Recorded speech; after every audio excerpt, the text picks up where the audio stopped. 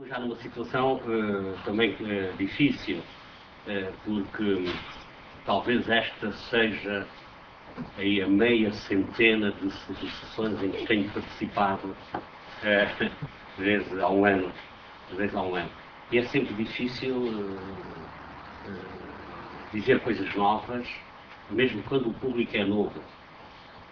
Porque o primeiro público somos nós, e às vezes custa estarmos a repetir. De qualquer modo, irei esforçar-me para não o fazer inteiramente, embora saiba que, sobretudo quem me conhece, alguns dos meus trabalhos, ou que me tenham ouvido ultimamente, é muito difícil não voltar aqui a algumas destas questões. Eu já não sei se fui eu que propus o tema, se foi, penso que foram vocês que o propuseram, e eu irei cumprir aquilo que o título indica, mas numa perspectiva que eu acho enriquecedora e que decorre desta constatação.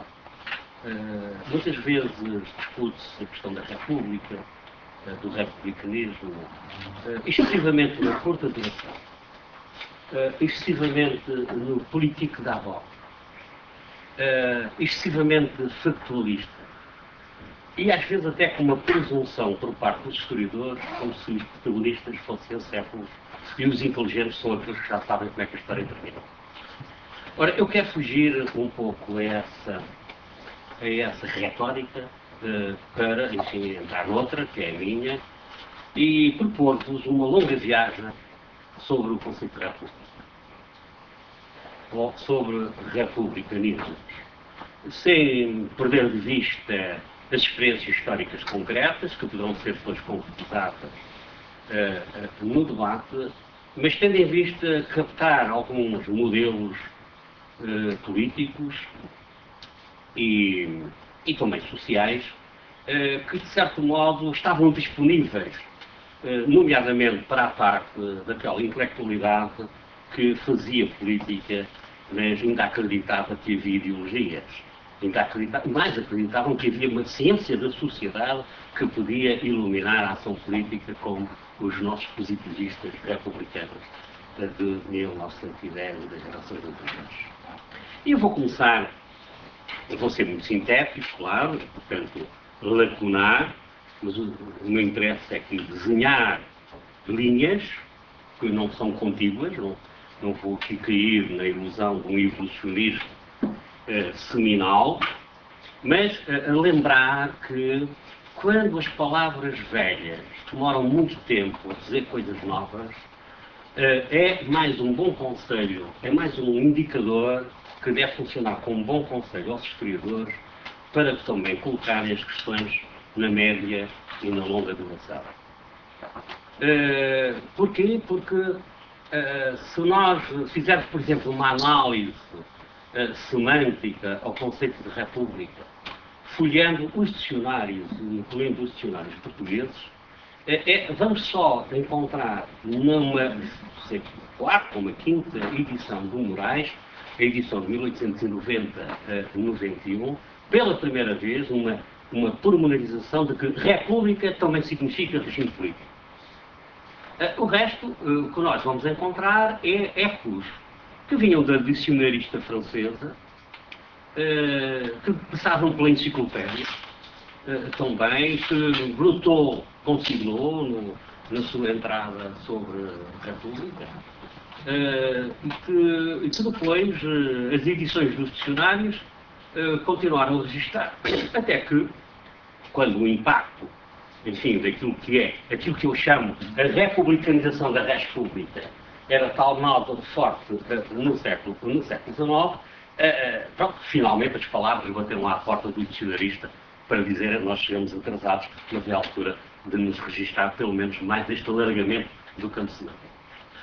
Por isso é preciso cautela quando se utilizam os dicionários, porque o desfazamento entre o uso corrente das palavras, ou o uso erudito das palavras, e a sua chegada ao dicionário, cronologicamente o desfazamento é muito grande, mas de qualquer modo esse registro não deixa de funcionar como sintoma. E neste caso, para ilustrar, aquilo que eu quero convocar como ponto de partida é que, afinal, nos finais do século XIX, a República, o dicionário de Moraes, ainda entoava aquilo que os velhos romanos começaram a chamar a República. E, portanto, uma longuíssima duração que, se eu quiser compreender o conceito, se não tiver memória histórica erudita acerca da sua continuidade e do alargamento, porque não estamos perante a invenção de uma palavra nova. Os homens da sociologia podem estar isentos desta retrospectiva, porque foi Augusto Comte que inventou na década de 40, mas aqui trata-se de uma palavra velha que começa a dizer coisas novas, ou coisas certas. Portanto, é um bom indicador, quanto a mim, para que nós possamos, afinal, definir esta quase alternativa, chamar quase alternativa político-constitucional, e o que estava, e todas as outras características que estavam ligados, para depois captar momentos de ruptura, de transferência. Vamos encontrar momentos de transferência e depois várias reinterpretações. E, sobretudo, várias concretizações históricas, nomeadamente quando entramos na modernidade. Como sabem, a República foi o nome que os romanos criaram para traduzir a palavra grega politeia. E daí que talvez seja útil pensar que, até porque é tão útil que hoje isso, nos debates contemporâneos sobre a filosofia do republicanismo, nós voltamos a encontrar grandes pensadores, não só falar no Foucault, mas Petit e outros, onde o diálogo com esta memória está muito presente, nomeadamente, seja por aceitar, para o reformular ou para o rejeitar, o caso de Habermas, remetem para uma matriz, por exemplo, aristotélica, do chamado homem-animal político. Portanto, ou a sociabilidade natural, ou então o conceito grego de polis. Ora, mas eu acho que, por exemplo, Hannah Arendt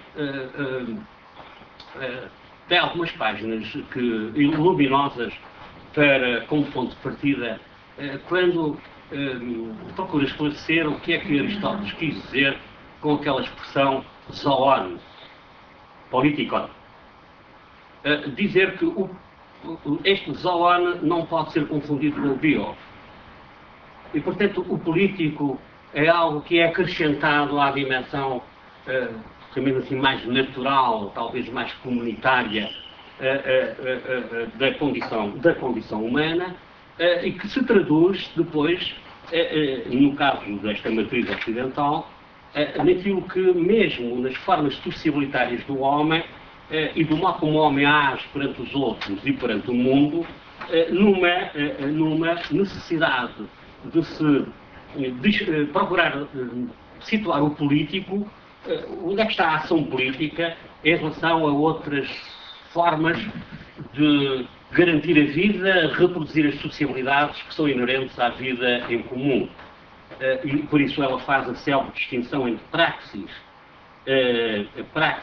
entre o labor, que se refere praticamente à prática meramente biológica de sobrevivência que os animais também têm dos indivíduos, ao trabalho, mas aí o homem está tão só na sua dimensão de homo faber, e portanto isso não caracteriza o homem como animal político, porque o que caracteriza o homem como animal político é porque ele fala, porque ele tem logos. Bem, e o logos e a hermenêutica cristã sabe-o bem, se num determinado momento foi lido como razão, talvez seja mais correto lê-lo como palavra. Ora, e a palavra é aquilo que inaugura o político. Porquê? Porque é pela palavra que se discute, que se forma uma opinião, que se debate e que se objetiva as escolhas de caráter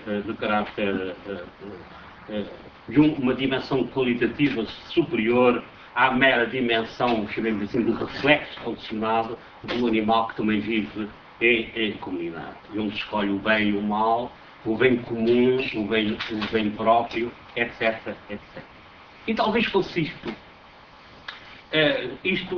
Talvez isto seja útil para que possamos perceber como é que o conceito de politeia vai depois ser apropriado pelo pensamento romano e através deste ponto de partida grego, que é então o político implica a organização do etnos, dimensão biológica, do etnos e do demos, como polis. E, portanto, podemos dizer que a polis é o povo politicamente organizado, constitucionalizado, diríamos nós. E como sabem, e está aqui um especialista, foi o meu amigo Salgado Matos, como sabem, a cultura ocidental, Platão, Aristóteles, meditaram muito sobre aquilo que podemos chamar as formas constitucionais e acerca da sua tipificação, podemos ver, da sua tipificação. Não vou lembrá-las, quer as de Platão, quer as de Aristóteles, mas só queria aqui frisar duas coisas que serão importantes para aquilo que eu quero dizer, que são estas.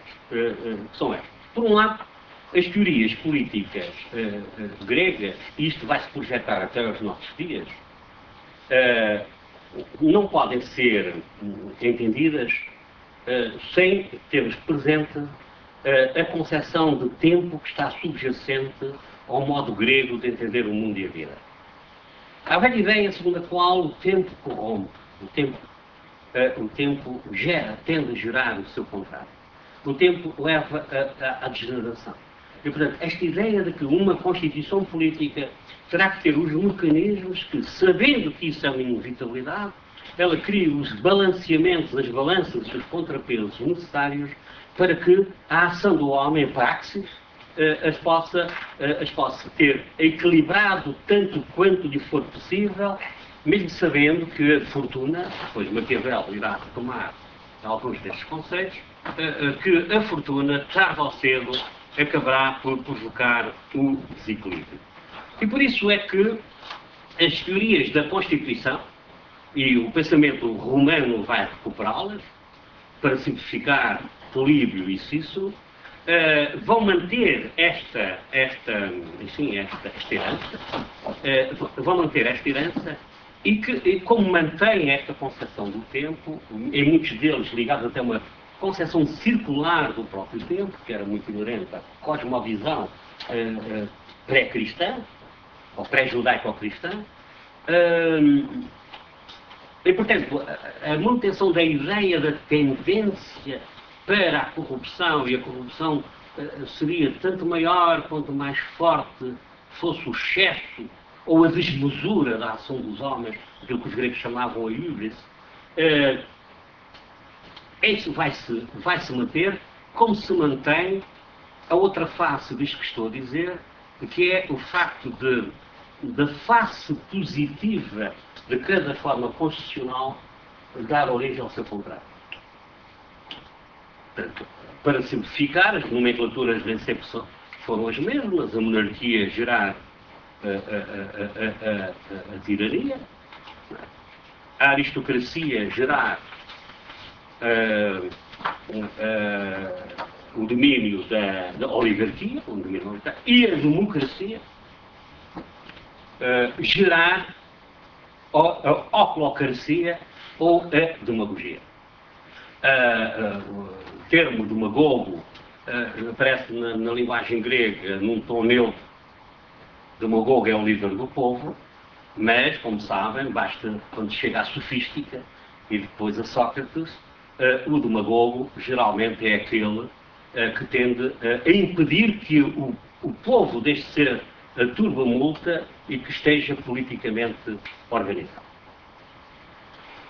Ora, e se nós, a politeia, a politeia grega, como vai ser a república, embora Aristóteles não tenha sido muito claro neste aspecto, mas alguns autores apontam para aí, seria aquilo que se vai chamar, ou que já chamavam, uma forma que conseguisse combinar o melhor de todos os tipos constitucionais e, simultaneamente, criasse os mecanismos suficientes para evitar a inevitável degenerescência a que esses tipos dão origem. Por isso, a isto vou chamar os grandes publicistas romanos res publica, do ponto de vista da forma constitucional. Daí que podemos dizer que a República, o ideal republicano, isso é muito claro em Cícero, que sintetiza toda a esperança, a coisa pública do ponto de vista da sua constitucionalização, seria garantida por aquilo que depois, isso vai entrar na linguagem, nós vamos encontrar esta terminologia nos discursos dos nossos deputados vintistas a quando da Constituição, que é o problema do sistema misto, do sistema ponderado, do sistema equilibrado. Isto é, a ideia de que deve-se recolher o melhor da monarquia, o melhor da aristocracia e o melhor da democracia, tendo em vista evitar aqueles que são verdadeiramente os inimigos do ideal republicano. Primeiro, o seu grande adversário, contra o qual ele sabe que pode ser derrotado, que tem uma dimensão ontológica, é a corrupção do tempo, e muito mais a corrupção que os homens, a ação dos homens, por não aplicação da ideia de virtude, da virtude política, estou a falar da virtude política, acrescentam a esta corrupção metafísica. E, se quisermos fazer uma síntese no pensamento greco-romano, que se vai projetar depois em alguma teologia cristã, que se vai projetar na Revolução Francesa, que vai se projetar nas revoluções liberais, que vai se projetar em certas atitudes romântico-revolucionárias, quando essa figura de revolucionário ganha autonomia, dos finais do século XIX e XX, vai-se projetar também nas revoluções que alargaram o campo político à ideia moderna de emancipação.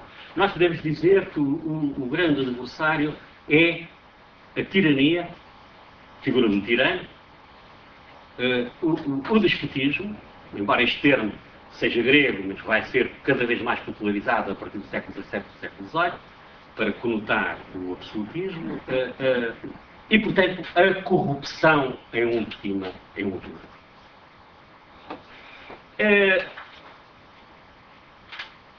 Ora, é este ideal que, pelo menos pelos seus apologistas, terá conseguido garantir a prosperidade de Roma.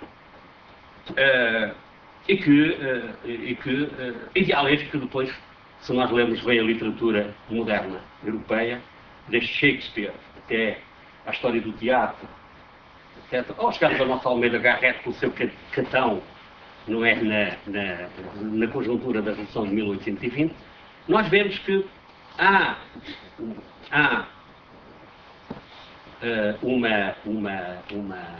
uma fixação que realmente passa pelos grandes escritores do período republicano, na ideia de que foi quando houve este equilíbrio, um equilíbrio tensional, onde o Senado, os cônsules e os representantes do povo, mas organizados, não como gratos, mas organizados, isto é, onde houve algum consenso no dissenso, que Maquiavel depois irá desenvolver, se conseguiu a grandeza de Roma.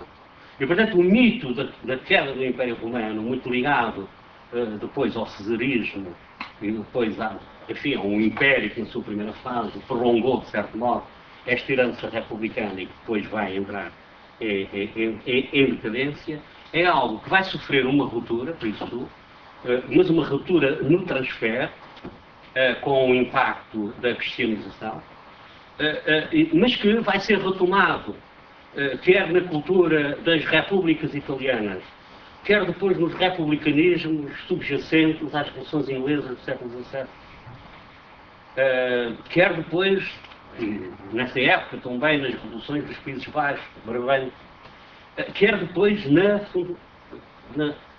no modo de entender a política com as suas especificidades, naquilo que vai ser os Estados Unidos da América, quer na Revolução Francesa, quer depois nas revoluções liberais, para chegarmos onde há revoluções que eram monárquicas, sendo republicanas, e depois haverá outras revoluções que, sendo republicanas, talvez não tenham cuidado tanto da ideia de res pública.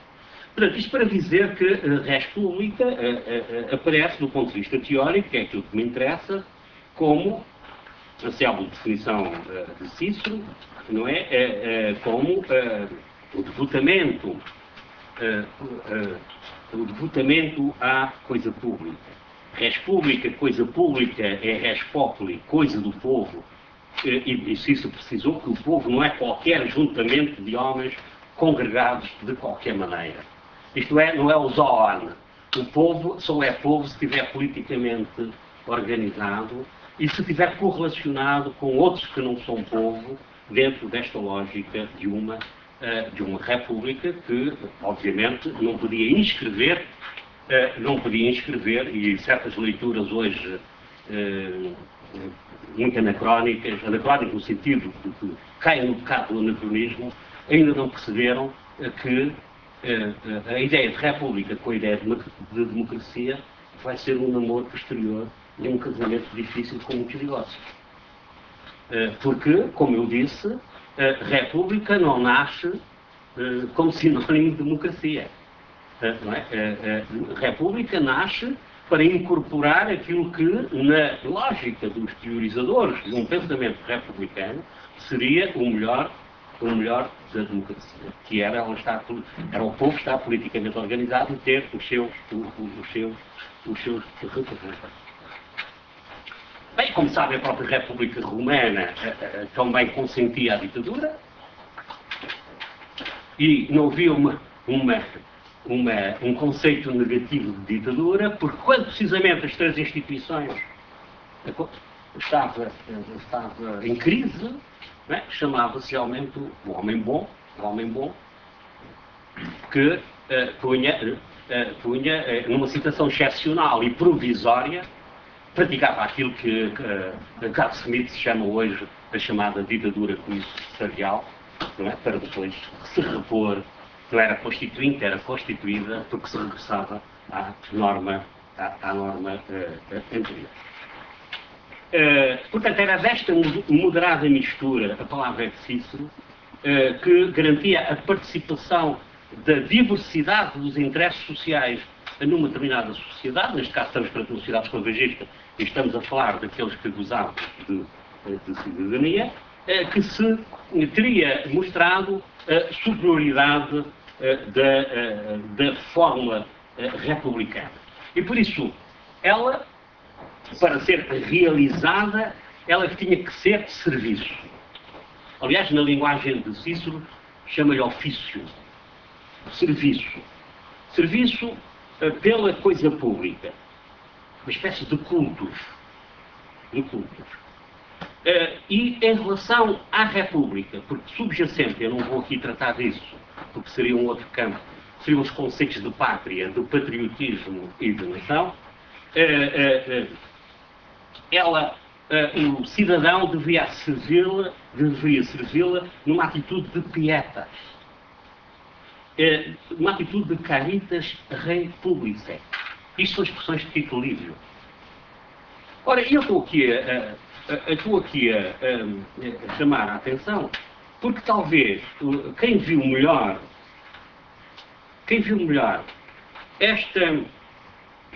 esta dimensão, eu já voltarei a isso, esta dimensão quase não religiosa da ideia de res pública, foi, quanto a mim, Santo Agostinho.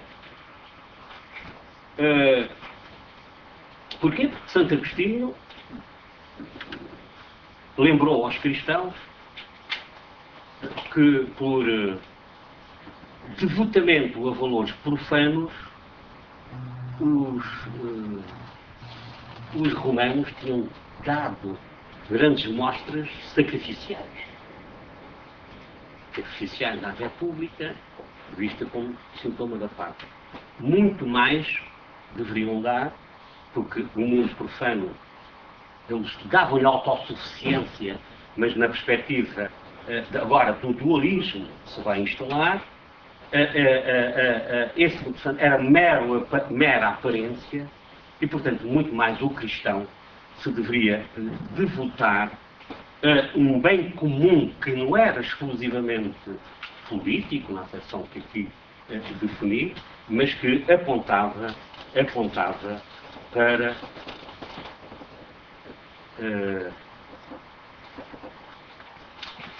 para uma transcendência, para não dizer para um paraíso, para uma pátria paradisíaca. Aliás, eu acho que há uma transferência da linguagem republicana no modo como Santo Agostinho representa a escatologia cristã. E como apela ao devotamento do cristão em relação não só à coisa pública, porque essa era subordinada a uma bem-aventurança, a uma ideia de bem que era superior e estava para além do devotamento às coisas públicas. Diz-se, irá dizê-lo Maquiavel, que a consequência deste dualismo, simultaneamente, hierarquização entre a cidade de Deus e a cidade dos homens, se traduz também na subordinação de uma filosofia da praxis que vinha da Grécia e vinha do ideal republicano grego, chamada vida ativa, a uma vida contemplativa. Portanto, a ideia de que a autossuficiência do mundo era meramente aparente e que ela teria que ser ultrapassada porque a pátria comum, o termo é Cícero, a pátria comunis, afinal, era a República Cristã, e que apontava não para a realização de valores éticos com uma dimensão exclusivamente terrena, mas no fundo, para a salvação. De qualquer modo, se nós fizermos um levantamento da linguagem, que é ofício, República Cristã, Pátria Paradiso, nós encontramos aqui um prolongamento, aliás, que é natural, devido à formação intelectual de Santo Agostinho, e a sua conversão tardia, de 20 e tal anos, a sua formação filosófica tinha sido neoesteica, ele conhecia bem os clássicos, e, portanto, que para dizer, eu só podia dizer na linguagem da época aquilo que era a novidade que ele tinha incluído, como bem confessa, nas confissões. Bem, mas isso é outro campo, e eu queria agora aqui entrar numa outra parte. Não sei se vou chegar ao fim, depois desta introdução, mas queria aqui entrar numa outra parte que se prende, enfim, com o contexto destas iniciativas. Fazendo uma síntese do modo autossuficiente como os valores políticos eram encarados e com a novidade judaico-cristã, ela precisa ser corrigida agora, precisa ser melhor clarificada, e eu vou trazer aqui a Alice, e irá acompanhar-me na exposição, não como tema principal, mas que está interligado, as relações entre a política e a religião. Eu poder resumi-las, ou melhor, a função política da religião, talvez seja melhor. Eu poderia reduzi-las a 4 ou 5 modalidades que atravessam a história ocidental até os nossos dias.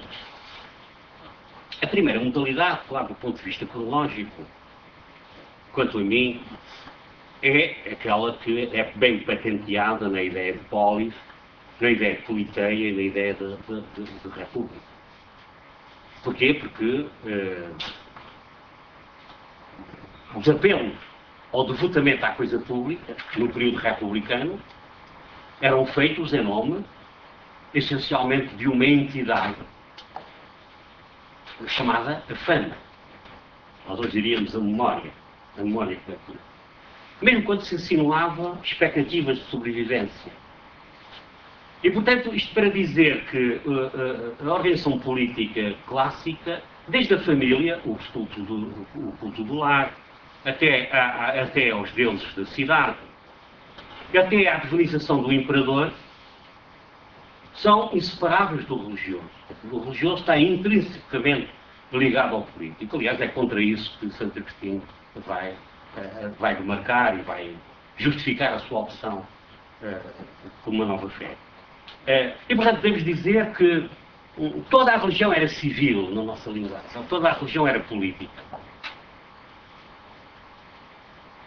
A novidade judaico-cristã traz uma modalidade que não deixou de ter os seus equívocos, nomeadamente logo a partir, pelo menos, de 313, com o Édito de Constantino, mas que, de qualquer modo, mesmo em relação a outras religiões do livro, ela não vai deixar de acentuar algo que vai marcar profundamente a cultura ocidental, até os dias de hoje, que é o tal dualismo, a separação entre o reino de Deus e o reino dos céus.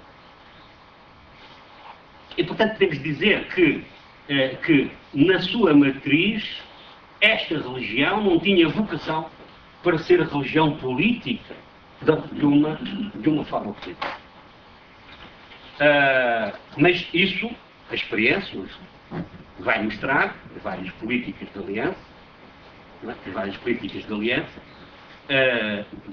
com avanço e com recuos, vai mostrar que, apesar de tudo, esta demarcação entre os campos e esta coabitação, chamemos assim, ela vai ser difícil por culpa dos Césares, mas também por culpa dos representantes dos deuses na Terra. Isso vai ser muito transversal à história. Eu diria mais. Eu diria que quando começa a emergir o que podemos chamar alguns sintomas da modernidade política e até alguma modernização da própria ideia de república, mas em diálogo com a herança clássica, estou-me a referir às cidades-estado e estou-me a referir essencialmente a Maquiavel, que continua hoje a ser tema de permanentes estudos, e que depois nós vamos encontrar outras traduções nos séculos seguintes. Se chegarmos a Maquiavel, vemos que ele se defronta imediatamente com estas duas heranças. A herança pagã, para utilizar a linguagem que na época de Maquiavel estava consagrada, a herança pagã no que respeita às relações entre a Igreja e o Estado, e a herança, chamemos assim, agostiniana, aquela que, no fundo, servia de fundamento à sobrevalorização da vida contemplativa e à desvalorização da vida ativa. E a ideia de Maquiavel, segundo a qual a República, estou a referir-me ao Maquiavel, não tanto do Príncipe, mas dos comentários à segunda década de Tito Livio, é de que não há sociabilidade política sem religião, sem religação. E ele vai pôr um problema que Rousseau, no contrato social, irá retomar, segundo a qual, então, qual é a forma religiosa mais adequada a que haja uma constituição política capaz, apta a ser virtuosa e a perseguir o bem comum. A sua tese é que não era a religião cristã dogmatizada que o podia servir, também não era a religião pagã tal qual ela devia existir e que já não se adequava às novas exigências. E, como sabem, a proposta de Maquiavel é aquela onde, de uma maneira mais explícita, eu encontro a formulação desta ideia. Afinal, é a religião estabelecida, é aquela que o príncipe deve escolher para ser a sua religião política, a religião cívica. E, portanto, o conselho que ele dá ao príncipe é que ele não procure inventar religiões, não procure divinizar-se, não procure paganizar uma sociedade que estava cristianizada, é ir ao encontro, sobretudo, da versão popular dessa religião e pô-la ao serviço da política. O que vem provar que uma religião propriamente dita pode desempenhar uma função social, uma função política, pode ser uma espécie de religião civil. E como sabe, como nós sabemos, as tradições regalistas e, sobretudo, as tradições sim, regalistas, em última análise, nas suas várias versões, ou aquelas onde a confessionalidade não era acompanhada com uma abertura e com um garanto da liberdade religiosa, era, mesmo que fosse numa mistura do adquirido, pelas práticas cívicas, ela acabava por desempenhar uma função supletiva, era uma religião propriamente dita. O catolicismo, em alguns momentos do Estado Novo, desempenhou, na minha perspectiva, esse papel, no sentido de que é aí a Igreja estabelecida que poderia desempenhar esse papel. Mas há outros foram mais avisados, ou tinham outras perspectivas. Por exemplo, esta problemática era pouco sensível a um Locke, para quem a questão da religião e a questão do Estado deviam estar perfeitamente demarcadas. A religião primeiro grande teorizador moderno da separação, ou da separabilidade. A religião era essencialmente do foro privado e a Igreja do foro da associação dos cidadãos perseguir as finalidades próprias às quais o Estado não estava vocacionado. Mas não era esta a opinião, por exemplo, de Rousseau. E Rousseau vai dizer que, precisamente, nem a religião pagã tal qual ele existia, nem a religião do padre, que é a expressão dele no contrato social, poderiam desempenhar essa função. Essas religiões deviam ser toleradas, devia haver liberdade religiosa, mas a sociedade, para reforçar o contrato social, aquilo que ele chama de reforçar através do contrato sentimental o contrato social, era necessário que o Estado, ou a política, chamemos assim, fomentasse todo um conjunto de ideias e de crenças que interiorizassem princípios de responsabilidade, de caráter deísta, crentes na salvação da alma, na imortalidade da alma e no juízo final, que funcionava como uma espécie de religião não religiosa. Uma religião civil, é como ele vai chamar no contrato social. E este vai ser o modelo americano. Este é atualmente o modelo americano. Aliás, atualmente não, era um modelo que se vai ser praticado nos Estados Unidos da América. Uma ampla liberdade religiosa, um regime de separação a partir de 1791 das igrejas e do Estado. Portanto, nenhuma igreja desempenha uma função de religião civil, mas, simultaneamente, há toda uma convocação por parte do discurso político de uma linguagem, de ritos, etc., que são miméticos em relação aos discursos religiosos e que entra na esfera daquilo que alguns sociólogos americanos há muitos anos chamam a religião civil americana. Nomeadamente quando o Presidente dos Estados Unidos evoca Deus, ou quando a nomenclatura de toda a sinalética americana, Deus abençoa a América, nós temos que perguntar que Deus é esse.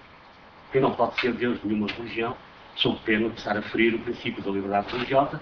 E, portanto, aí nós estamos num campo um pouco distinto. Bem, esta digressão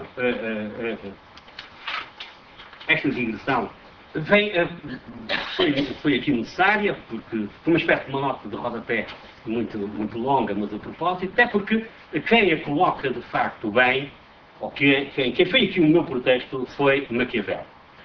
Porque Maquiavel, com algum pragmatismo, nesta matéria, a sua proposta era paganizar o cristianismo.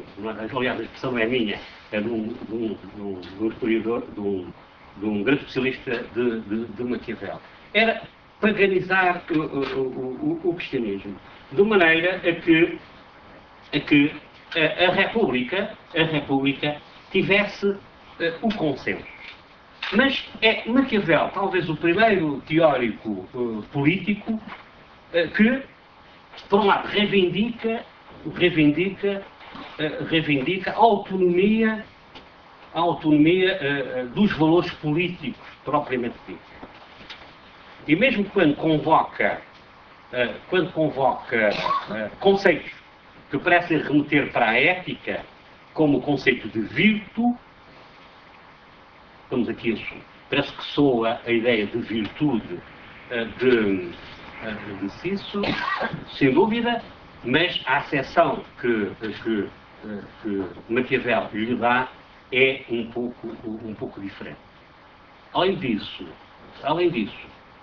no seu diálogo com os clássicos, Maquiavel é aquele que melhor, e este ponto ultimamente tem sido muito valorizado nas teorias sobre o republicanismo, é aquele que não só valoriza a vida ativa a partir da ideia de virtude, como essencialmente nuclear à defesa do bem comum, como defende que essa vida ativa tem que pressupor, tem que pressupor a contradição. A velha tese, segundo a qual a metáfora aristotélica do homem como animal político, se for vista, eu vou utilizar uma terminologia contemporânea, porque o debate também é contemporâneo, em termos excessivamente comunitaristas, ela tende para uma visão integrativa, sem dissenso. E, portanto, o que Maquiavel sublinhou foi que, para não há sistema misto, e se há representação de diversos interesses na coisa pública, a resultante desses interesses tem que ser um fruto da disputa, do confronto, do dissenso. E, portanto, Maquiavel põe a tese do conflito como a alma do consenso. E não faz algo que estava pressuposto numa representatividade dos vários interesses neste sistema misto, que é aqui desenvolvido e que acho que, por exemplo, Montesquieu vai retomar, e todos os teóricos da teoria da divisão dos poderes. E para além depois com a democratização da ideia de república, da representação de todos. E por isso, para Maquiavel, a praxis era fundamental para, pelo menos, suster aquilo que ainda ele acreditava, que era a tendência corruptora de toda a ordem humana e, obviamente, de todas as suas formas de organização política. Ela tinha que, portanto, obedecer a esta representatividade, tinha que achar que o conflito era inerente à defesa da coisa pública e achava que não se poderia cair em absoluto naquilo que os antigos chamaram a fortuna, embora sabendo que a figura da fortuna é sedutora, não é? E os pode desviar do bom uso da razão política. E por isso, quando Maquiavel fala no conceito de virtude, que hoje é muito convocado, fala-se muito na virtude republicana, o que ele quer dizer, a virtude é essencialmente a ação do homem sobre a fortuna. Sobre a fortuna. Isto é, a possibilidade que, apesar de tudo, Maquiavel deixa aberta para que se possa tornar a fortuna aquilo que o homem não controla em matéria-prima da sua ação. Há alguns que dizem que isto faz lembrar um momento cairológico da tradição mística, mas outros dizem que não. E eu inclino para esta leitura, porque pensando assim, então o que é que a virtude inscreve no fatalismo da fortuna? Inscreve o novo. Pode escrever o novo. E não tanto aquilo que se adequa à fortuna. Porque se adequa à fortuna, então Maquiavel tinha que aceitar uma teoria da predestinação ou de um determinismo absoluto que julgo que não estava no seu horizonte voluntarista.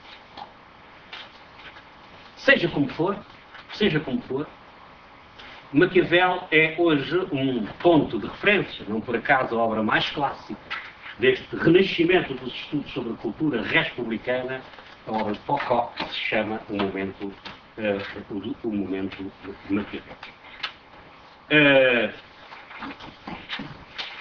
Não sou daqueles que dizem que tudo o que vem a seguir deve a Maquiavel. São os italianos, Amarizio Viroli e outros. Não é isso. Mas a verdade é que Maquiavel e toda uma literatura dos chamados humanistas italianos, Chalutar, tende hoje a ser muito valorizada, tanto mais que ela ajuda, e sobretudo a nós portugueses, a fazermos uma certa desconstrução de uma ilusão francocêntrica acerca da origem de tudo isto. Nomeadamente da Revolução Francesa, eu estou-me a aproximar agora do período que mais interessa, que é o tema, que são os modelos do fundo moderno de republicanismo. Porquê? Porque, no fundo, quer a herança greco-romana e, sobretudo, romana, quer a herança do humanismo italiano, ela está muito presente na cultura europeia, sobretudo quando se começa a debater duas coisas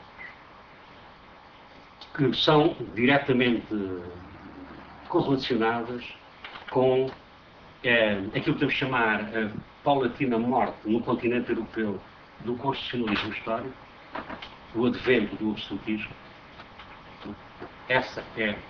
Julgo que essa é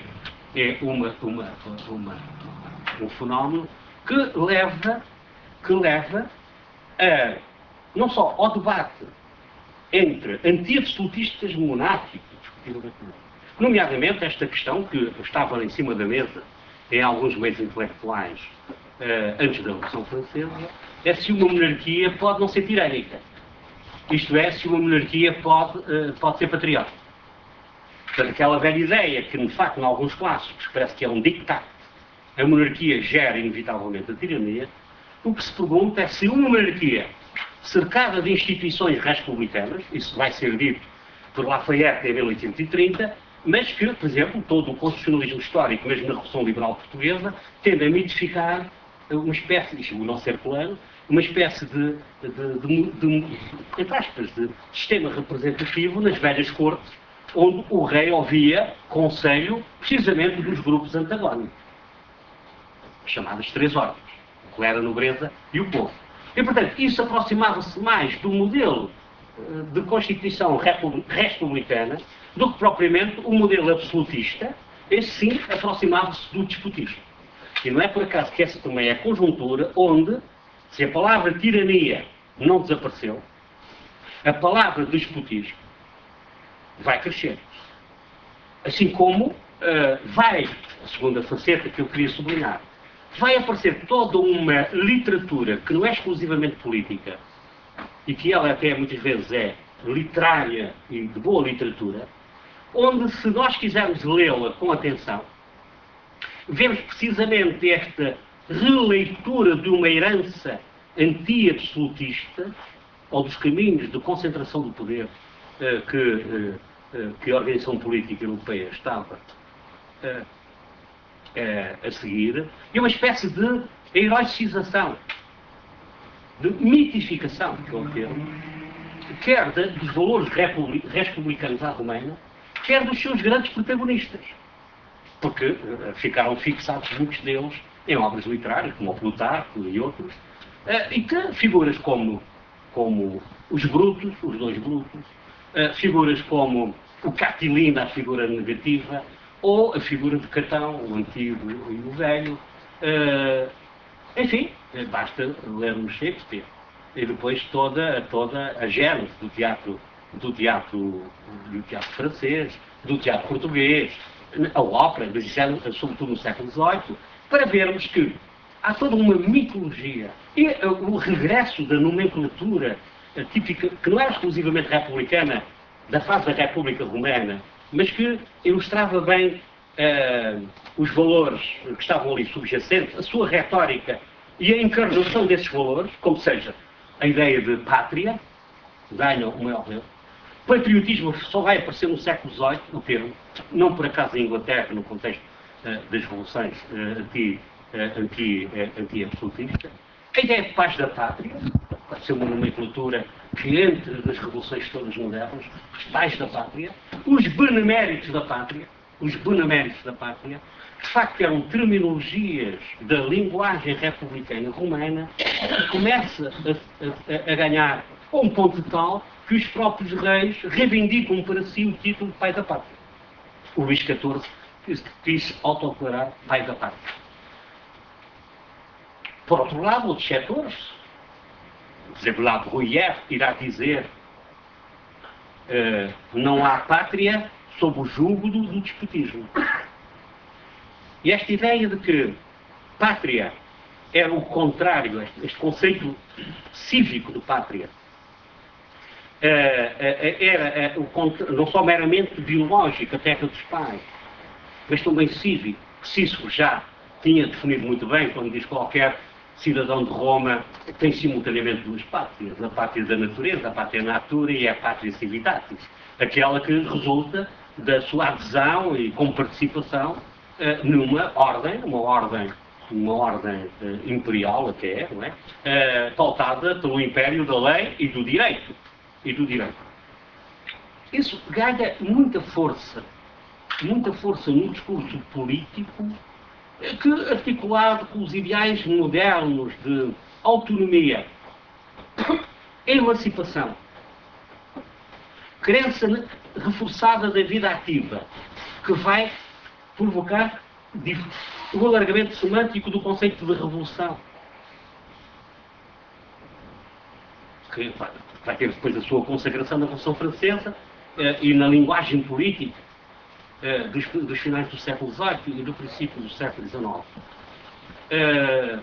de reivindicação de algo que vem da Grécia, passa por Roma, passa pela teologia escolástica, que era só a reivindicação do direito de resistência, que a tradição republicana vai incorporar, mas também, em caso extremo,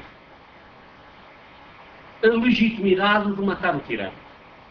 Velha tese grega, velha tese romana, velha tese escolástica e velha tese de Saint-Just, no julgamento de Luís XVI, tese dos anarquistas, nos seus atentados, etc. Ora, e esta cultura penetra as elites políticas, os ativistas políticos, seja para lutar contra o domínio espanhol, seja para justificar a autonomia de comunidades que se querem organizar em Estado democrático, seja nas revoluções absolutistas. O que eu queria aqui dizer é que tudo isto era feito em nome de valores republicanos. Ora, o que muitas vezes esquece, o que não é adquirido, mesmo no continente europeu, mesmo na França, que a reivindicação desses valores republicanos significasse a instalação da República. Eu queria só aqui citar dois revolucionários franceses, e já estamos na fase da Revolução, e queria lembrar, quem não conhece estas coisas do ponto de vista histórico, a primeira Constituição da Revolução Francesa é monárquica, a Constituição de 1791. Dizia Camille Desmoulins: por república, eu entendo um Estado livre com um rei, ou um governador-geral, ou um imperador, que o nome pouco importa. E Robespierre, o célebre Robespierre, é aquele que prova exemplarmente um dito que é desta época, nem sei se foi ele que o disse, se foi Saint-Just, segundo a qual não são os revolucionários que fazem as revoluções, são as revoluções que fazem os revolucionários. As duas coisas estão ligadas, mas que há um aceleramento da história, como se começa a história psicológica, individual e coletiva nestes períodos. Então, Robespierre, em 13 de julho de 1791, portanto estamos a 2 anos antes da Convenção, dizia: a palavra república não significa nenhuma forma particular de governo. Ela diz respeito a todo o governo de homens livres que tenham uma pátria.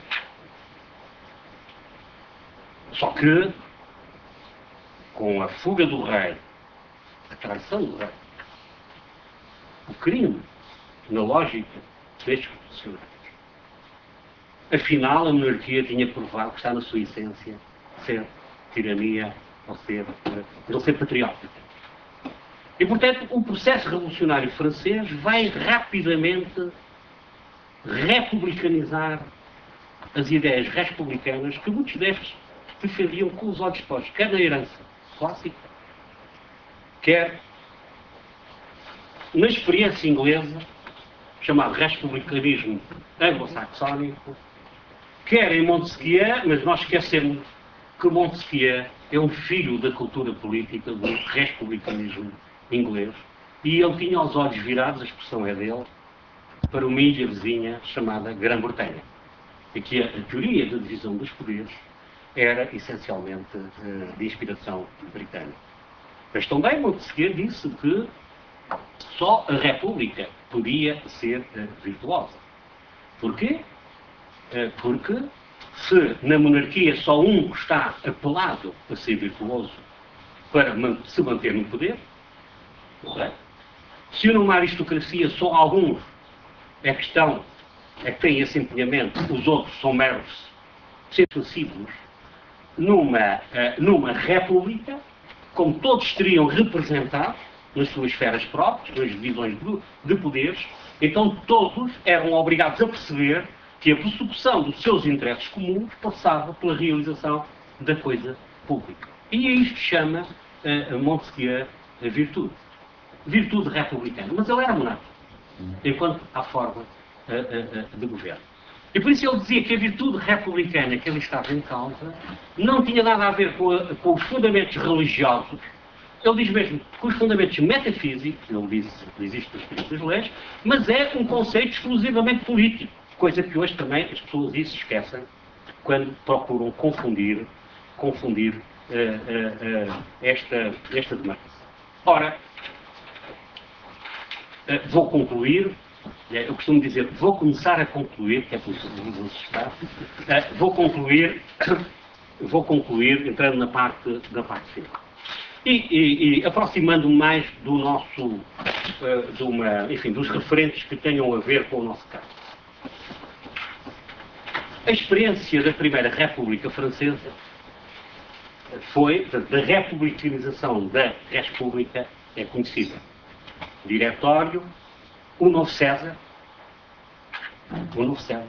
contra o qual é o nome do patriotismo, muitas vezes o patriotismo tradicionalista, os levantamentos populares, nomeadamente na Península Cirondar, no período das invasões francesas, mas queria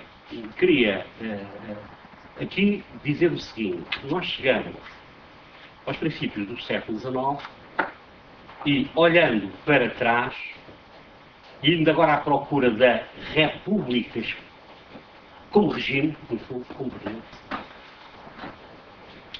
praticamente havia três modelos. Um era o modelo americano, mas os europeus ainda sabiam muito pouco dele. É evidente que conheciam, nos princípios do século XIX, as constituições, quer as dos Estados, quer depois a Constituição americana, mas eles não tinham ainda lido Tocqueville, porque Tocqueville ainda não tinha sequer ido aos Estados Unidos. Como sabem, a democracia da América saiu em 1840. E aí é que, na perspectiva do europeu em diálogo com a experiência europeia, há uma melhor percepção do modelo dos Estados Unidos. Os Estados Unidos são a República nos Estados Unidos. Eu não vou ter tempo de desenvolver isto, mas vou só sintetizar 3 ou 4 notas. É o produto da cultura republicana clássica, das suas releituras na época moderna, mas também é o produto de uma mediação religiosa muito forte, de matriz calvinista, e também é um produto do modo como a colonização dos Estados Unidos foi feita. Onde o religioso desempenhou um papel fundamental, quer na consolidação das comunidades locais na primeira fase da expansão, quer depois na sua confederação, quer depois na sua federalização. E, portanto, eu diria assim, para regressar àquela nota de rodapé, nos Estados Unidos, o religioso é um fator de modernização da vida política e da vida social. Que vai combinar isto a um ponto tal que, por um lado, se eles são, alguns dos seus líderes, aqueles que marcaram a gênese dos Estados Unidos, eram iluministas, conheciam a filosofia política moderna, tinham lido Locke e tinham lido Rousseau, mas também eram seres religiosos e por isso podemos dizer que a fundação dos Estados Unidos é uma espécie de contrato social a partir do grau zero, porque nem havia nem nobreza, nem a Igreja estava comprometida com o poder temporal, com a herança do poder temporal. Era um grau zero da história que possibilitou uma experiência, a gênese de uma experiência nova, e que, no que diz respeito às relações entre igrejas e Estado, é aquilo que nós hoje chamamos de uma relação amistosa. Portanto, não conflituosa, bem pelo contrário. Mas, e a prova de que era assim é que foram as próprias igrejas interessadas na lei da separação da Igreja e do Estado. Mas, por outro lado, também desde o fundador, Washington, a convocação de uma entidade suprema para sacralizar, por exemplo, a tomada de posse do Presidente dos Estados Unidos e a convocação de um deles já está presente, com todas as consequências que depois isso irá ter. Modelo descentralizado, muito assente na vida autónoma das comunidades. Um centralismo descentralizado, não é? Utilizar assim, agora não me lembro bem da frase do Tocqueville. Um empenhamento na coisa pública através de gradações de autogoverno. Enfim, o contrário daquilo que a experiência da Revolução Francesa, quase em sintonia, irá construir. Bem, mas não é tanto. Agora, quanto aos modelos de república, aqui temos uma república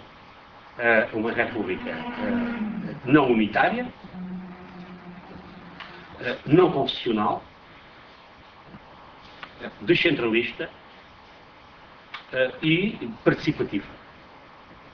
Numa combinatória onde aquilo que Benjamin Constant depois vai chamar, em 1919, no ensaio sobre a liberdade dos modernos, numa combinatória entre a liberdade dos antigos, a partir do que podemos chamar uma democracia de base, que Hannah Arendt tanto valoriza, com uma liberdade dos modernos que resulta da inevitabilidade de um sistema representativo. Da impossibilidade de se aplicar a grandes escalas, eles aplicam, ou aplicaram-nos em pequenas escalas, o chamado mandato imperativo. Bem, e isto vai ter grandes consequências na Europa quando este modelo vai ser conhecido. Talvez, do ponto de vista constitucional, o primeiro país que já tinha era outro modelo, mas também muito específico, resultante da sua experiência histórica, que foi a Suíça. A Constituição Suíça de 1848, depois vai ter várias reformas, é óbvio que ela já tem, à sua escala, porque não tem dimensão, não tinha cantões, os outros têm estados, à sua escala, ela é influenciada pela Constituição americana. E, como sabem, um pouco na Europa, fruto, o outro modelo vai gerar o seu, em muitos países europeus, incluindo Portugal, uma alternativa que sempre existiu, desde o século XIX, ao modelo de Estado único, indivisível, centralista, etc., que vai ser implantado, mesmo sob forma monárquica, e em relação ao qual a República, propriamente dita, de 1910, não fez grandes alterações. Por outro lado, se quisermos agora caracterizar as relações do indivíduo com o social no modelo americano, eu concordo com aqueles que dizem que houve alguém que designou numa frase esta reivindicação que é muito, sim, da matriz anglo-saxónica, nomeadamente de Locke, a reivindicação da autonomia da sociedade civil, muito centrada no indivíduo, e que, sem deixar de considerar o empenhamento na coisa pública, reivindicou sempre representação de minorias e critérios de resistência cívica, claro, em relação a novas formas de um sistema representativo gerar novas formas de despotismo.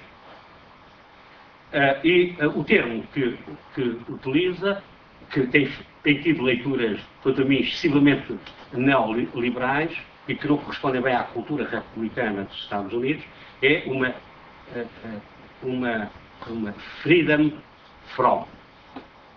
Uma liberdade face a. Uma liberdade de. Isto de é o Estado. É o Estado. O modelo francês, ao contrário, se aparentemente parece ter o mesmo ponto de partida do americano, a natureza humana, as declarações dos direitos do homem, há logo aqui uma grande diferença. É que os publicistas americanos nunca deixaram de convocar um fundamento evangélico para os próprios direitos humanos.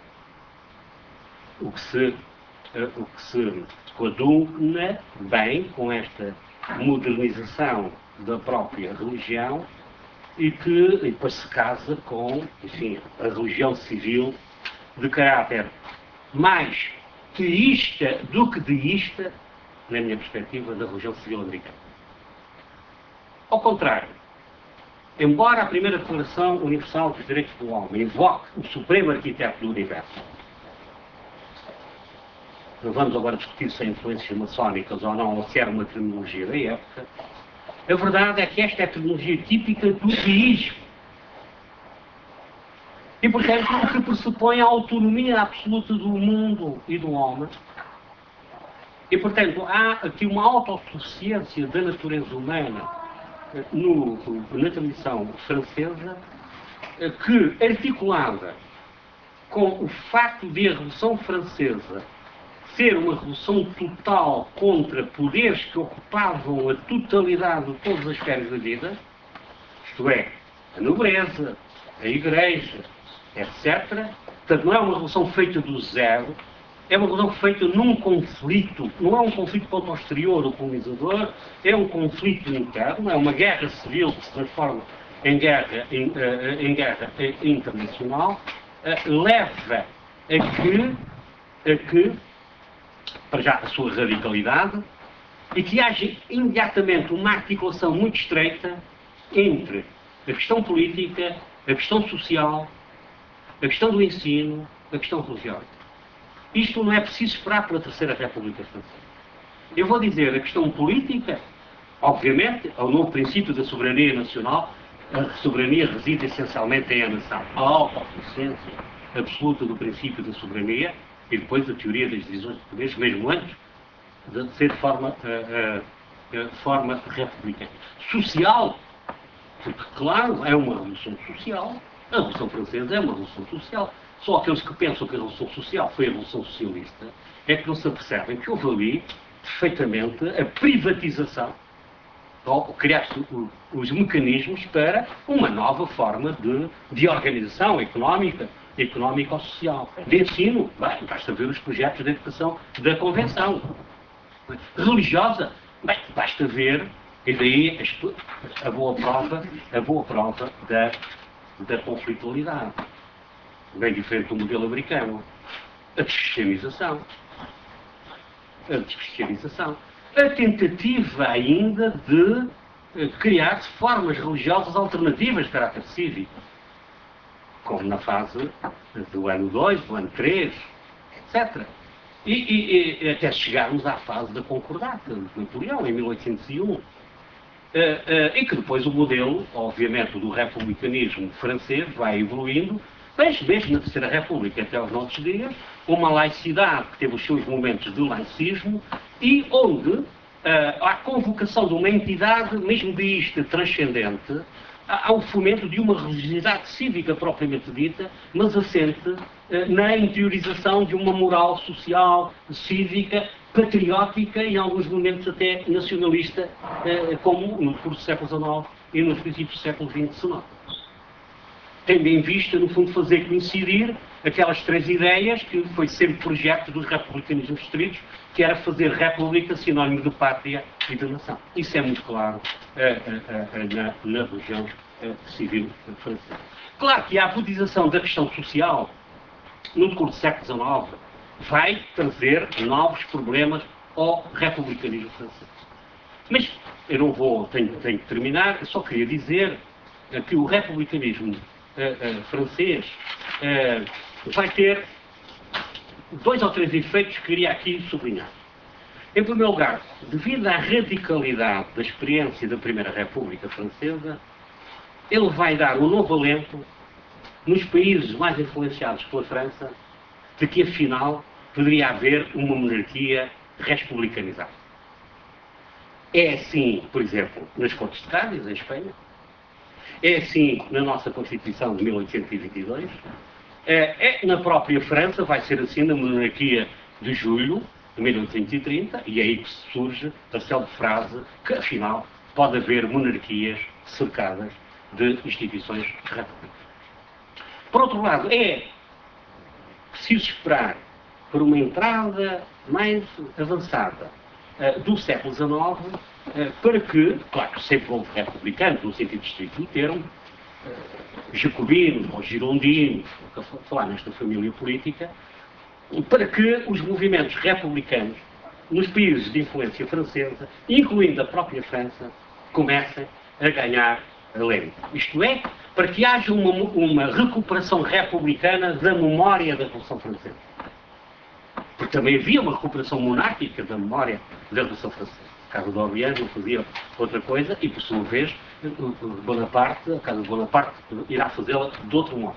E, portanto, quem faça um pouco a história da progressão das ideias republicanas francesas vai ver, sim, uma oposição republicana na monarquia de julho, sem dúvida, mas verdadeiramente alguma força republicana em 1848, na Segunda República Francesa, mas Luís Napoleão Bonaparte vai ganhar as eleições, e depois é só, sobretudo na segunda fase do Segundo Império, que de facto o republicanismo de Gambetta, de Jules Ferry e de outros, mas ligado muito à reivindicação das velhas ideias de pátria e de luta pela independência nacional, a Guerra Franco-Prussiana é a prova disso, que vai fazer os seus heróis, e é dessa conjuntura que se dá, por um lado, algo que tinha sido renovado, uma questão social que já não era a questão da liquidação das estruturas económico-sociais do antigo regime, mas já era a questão do conflito entre o capital e o trabalho, que apareceu em 1848. Marx escreve, precisamente, o Manifesto Comunista aí, a luta de classes em França nos inícios da década de 52. Os movimentos sociais, a Internacional é criada nos meados do século XIX. A República desta herança começa também a juntar, seja por via anarquista ou via socialista, a República Social, às repúblicas nacionais, a reatualização da ideia histórica da República Cristã, secularizada depois pelo iluminismo, da República Universalis, e tudo isso é muito forte nos finais do século XIX e princípios do século XX, mas a verdade é que é aí, sobretudo, que nos países que aqui mais nos interessam, sempre estou a pensar em Portugal, a gênese do movimento republicano em Portugal, anos 60, anos 70, sobretudo 80, com avanço e com recuos, etc., que há uma mais explícita republicanização dos ideais republicanos. E, portanto, muito tributária, embora com divergências, de facto, do modelo francês. Primeiro, quanto ao tipo de Estado, seja em forma monárquica ou em forma republicana propriamente dita. Aquela ideia que os franceses imediatamente sentiram. Podia-se falar em nome da nação, mas a consciência de que tinha que ser o Estado a formar a nova nação civil. É o Estado que vai ser instituinte do social, na minha perspectiva. E por isso,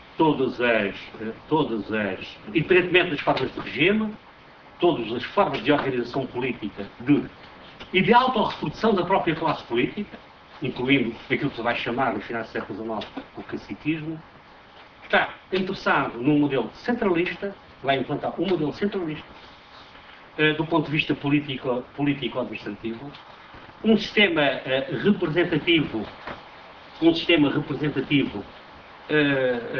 que hesitava muito em relação à questão do sufrágio universal. Como sabem, o sufrágio universal masculino só entra em França a partir de 1948, mas, por exemplo, no caso português ele nunca vai entrar. Sidónio praticou por razões óbvias, mas nunca vai entrar. Portanto, um Estado centralizado, hierarquizado, em relação aos quais uma cultura republicana influenciada, quer pelas releituras da monarquia medieval, quer pelas influências do modelo suíço e do modelo americano, com propostas de organizações federativas, ou pelo menos do manto de centralização de caráter municipalista, alimentou setores importantes desse republicanismo. Mas a verdade é que, uma vez no poder, nada disso vai ser construído. Um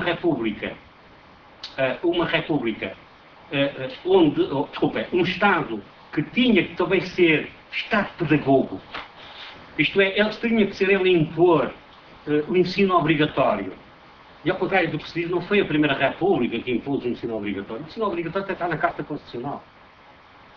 O ensino gratuito é algo que a Convenção, portanto, esta ideia segundo a qual tinha de ser o Estado a criar as chamadas infraestruturas culturais para que o sistema representativo pudesse funcionar. O que a República, ou os republicanos estritos, vão-lhe acrescentar, na linha francesa, e depois influenciados por ser a República Francesa, é a ideia da escola laica, a ideia da laicidade.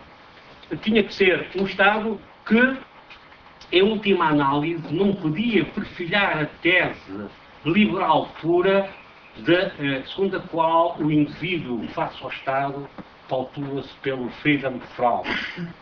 Sim, deve-se pautar e deve reivindicar a liberdade, mas uma liberdade para quê? Para que o público desempenhe não uma intervenção tipo, como era proposta pelos movimentos socialistas, comunistas já da época, mas uma intervenção fundamental para se criarem as tais infraestruturas necessárias à cidadania, nomeadamente ao nível da educação, ao nível da saúde e ao nível daquilo, na linguagem da época, dos socorros públicos. E, portanto, não podemos dizer que estamos perante só uma liberdade negativa, mas também não podemos dizer que estamos perante a apologia da liberdade positiva, que os comunitaristas hoje falam muito. Estamos aqui perante uma espécie de uma terceira via, muito própria também da cultura republicana, segundo a qual a liberdade negativa deveria ser enfatizada, tinha que corresponder, nem que fosse subletivamente, funções e tarefas que caem no papel da liberdade positiva. E pergunta-se, como é que se ilustra bem isto? Eu acho que é exemplar que há textos fundacionais onde nós nos percebemos que estamos perante dois modelos um pouco distintos, um modelo americano e um modelo francês, do qual a realidade da cultura republicana portuguesa do século XIX, século XX, é, não digo exclusivamente, mas é muito dependente. Porque aquelas francesas onde não era, acabaram, por exemplo, por perderem quase todas na Constituinte, como ali o Luís Salgado Marques no seu último livro. E quais são esses textos fundacionais? São as declarações dos direitos do homem. Se nós analisarmos as declarações dos direitos do homem americanas, da Virgínia, com as três declarações dos direitos do homem francesas, nós vemos que não só nos documentos franceses há um apelo como algo inerente à defesa dos direitos do homem, que o social desempenha um papel para contribuir para a felicidade comum, cá está a ideia do bem comum, que no século XIX, no século XVIII, o termo felicidade tinha ganho de relevo, felicidade comum, como pressupõe esta ideia que Jean-Luc Ferry desenvolveu, não sei se ele hoje concorda com ela, mas eu acho que se adapta bem àquilo que eu quero dizer, segundo a qual uma coisa é pressupor o princípio da igualdade de oportunidades. Outra coisa é pressupor, olhando, e a sociologia depois, a retórica da sociologia vai ajudar isso, muito forte, da tradição francesa, é que, se analisar os factos, o ponto de partida não é a igualdade. O ponto de partida é a desigualdade. E, portanto, a função do Estado, o Estado tem que ter funções positivas no sentido de garantir as igualdades de oportunidades. Nem que seja na criação das tais infraestruturas para, assim, dar oportunidades a todos poderem, em função deles próprios, em função da sua virtude própria, realizar o bem comum sem subsumir a realização das suas estratégias individuais. E, portanto, essas declarações dos direitos do homem, as francesas, nós vemos ali pressupostos a algo que não se pode, pura e simplesmente, reduzir à apologia da chamada liberdade negativa. Há esses aspectos, sobretudo ao nível dos direitos, mas há uma série de artigos onde nós vemos ali o embrião, que depois as ideologias socialistas e outras irão desenvolver, daquilo que podemos chamar a liberdade negativa. E posso dizer que, vou mesmo terminar agora, que este debate, que eu aqui quis concretizar, é algo que hoje se mantém muito vivo num repensamento acerca deste problema. Será que o republicanismo, em última análise, não tem autonomia de objeto, uma autonomia de objeto, para que se possa fazer uma teoria política a partir dele? Isto é, será que ele, em última análise, é uma das facetas do pensamento liberal? Ou se ele é uma das facetas do pensamento socialista, era uma questão que se colocava até aos finais dos anos 80. E por isso a teoria política não produziu, há exceções, não produziu, depois do trauma da Primeira Guerra Mundial e mesmo na Segunda, grandes obras que dessem especificidade ao conceito de republicanismo. Os debates eram de outro tipo. Socialismo, comunismo, liberalismo, crise das democracias demoliberais, totalitarismo, autoritarismo, etc.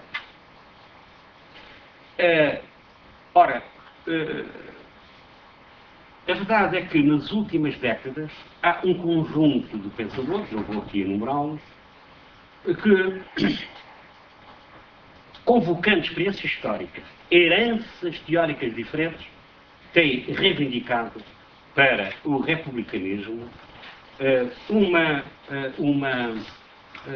um lugar, não digo autossuficiente, mas com uma história que não pode ser confundida com expressões que ele próprio possa assumir.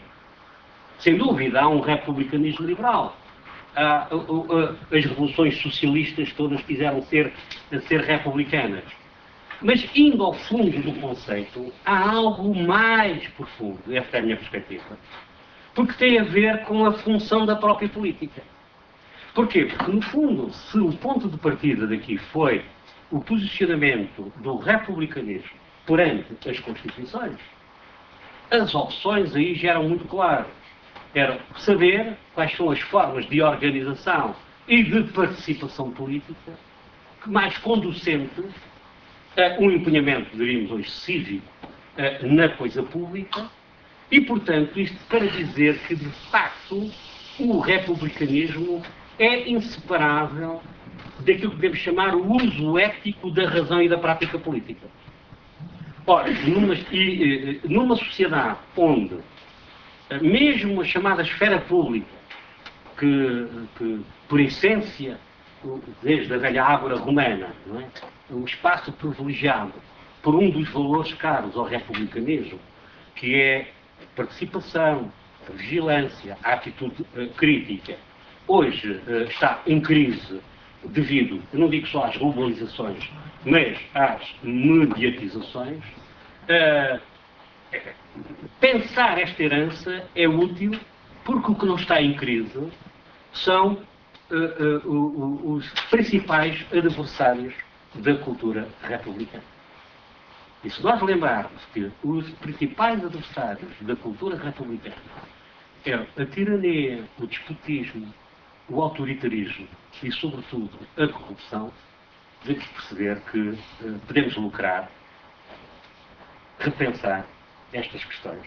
Não só pelo prazer de fazer história, mas o prazer de pôr a história, pelo menos, a despertar vigilâncias críticas para aquilo que se passa nos dias.